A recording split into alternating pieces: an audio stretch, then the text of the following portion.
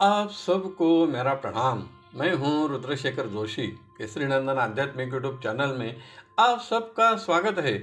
आज हम इस वीडियो में जानेंगे श्री शिव महिम्न स्तोत्र के 11 से 15 तक श्लोकों का अर्थ क्या है।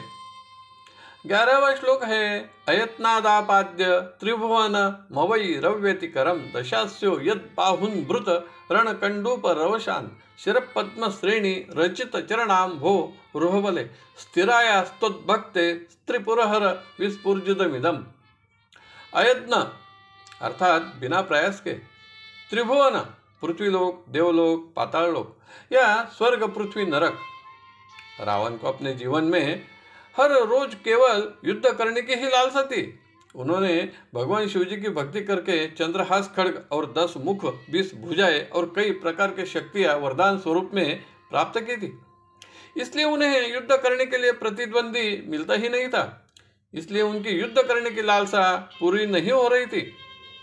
यह सभी उन्होंने भगवान शिव जी को 9 बार अपना शीश अर्पण करने का ही फल था। 12वां श्लोक है अमुष्यत्वत् सेवा समधिगत सारम भुजवनम बलात् कैलासेपि त्वत दिवसतो विक्रमयता अलभ्य पाताले पेलस चलितांगुष्ट शिरसि प्रतिष्ठा त्वय्यासित ध्रुव मुपचितो मुह्यति खला। अर्थात रावण को जो शक्ति, बल, सामर्थ्य प्राप्त हुआ था वह तो आपकी ही कृपा से प्राप्त हुआ था, लेकिन वह भक्त होने के साथ साथ एक राक्षस था। इसलिए मिली हुई शक्ति, बल का उसने दुरुपयोग करके ही या अधर्म से ही तो यह सभी वैभव प्राप्त किया था। एक दिन तो उन्होंने अपने बाहुबल से कैलाश पर्वत को ही उठाने का प्रयास किया, लेकिन आपने केवल अपने अंगूठे की नोक से उसे दबा दिया। उससे रावण पाताल लोक तक चला गया था। इस श्लोक में श्री पुष्पदंत जी का कहना यह है कि जो अधर्मी है, दुष्ट, दुराचारी है, उन पर कितनी भी कृपा करो, वह अपने मूल स्वभाव को, दुष्ट विचारों को त्यागते नहीं है।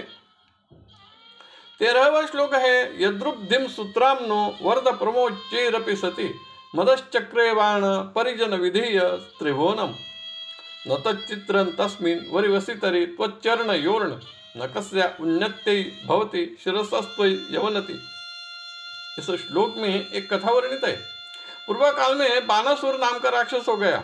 उन्होंने अपने सामर्थ्य से तीनों भुवनों पर अधिकार प्राप्त कर लिया था।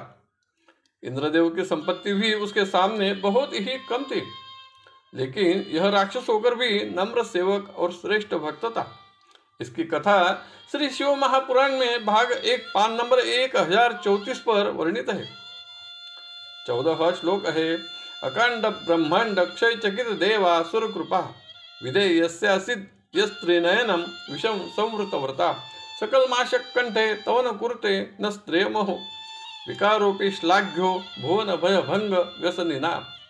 अर्थात अकांड ब्रह्मांड क्षय यानी ब्रह्मांड का नाश होना, चकित देवा यानी नाश होने के भय से, त्रिनयन यानी चंद्र, सूर्य, अग्नि। देव और दानवों ने मिलकर जब समुद्र मंथन किया तो कालकूट या हलाल नाम का विष निकला था। तब सभी देव दानव भयभीत हो गए। कहीं सभी ब्रह्मांडों का नाश न हो जाए, सृष्टि का नाश न हो जाए। तो सभी देव आपके पास आए और प्रार्थना की, हे शिव जी, इस विष को आप ग्रहण करो, नहीं तो यह सृष्टि को ही नष्ट कर देगा।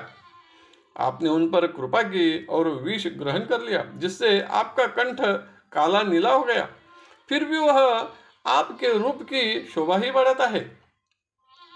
15वां श्लोक है असिद्धार्था नैव क्वचिदपि स देवा सुर नरे निवर्तन्ते नित्यं जगति जैनो यस्य विशिका सपश्यन्निशत्वामि तर सुर साधारण महुत स्मर स्मर्तम व्यात्मा नहीं वशिषु पथ्य परिभवा।